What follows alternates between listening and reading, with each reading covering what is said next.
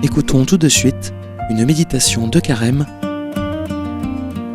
proposée par les serviteurs de Radio Espérance.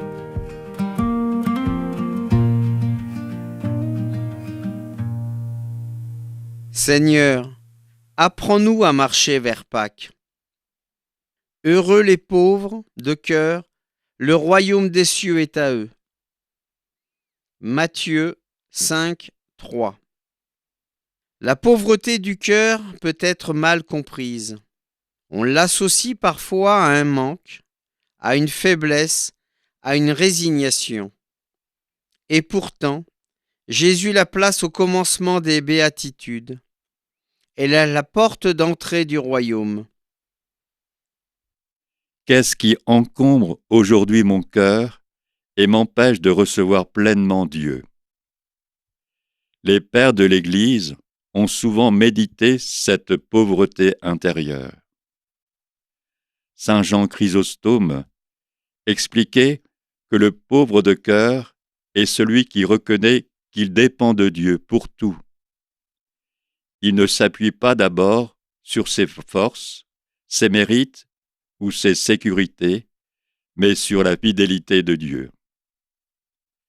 Près de nous, sainte Thérèse de Calcutta rappelait que la plus grande pauvreté n'est pas matérielle, mais le sentiment de ne pas être aimé, de ne pas compter.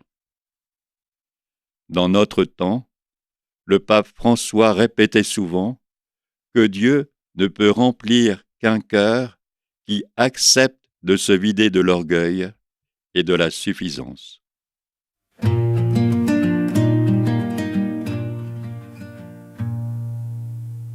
Le carême est un temps pour apprendre cette pauvreté heureuse. Il ne s'agit pas de se dévaloriser, mais de reconnaître humblement que tout est grâce.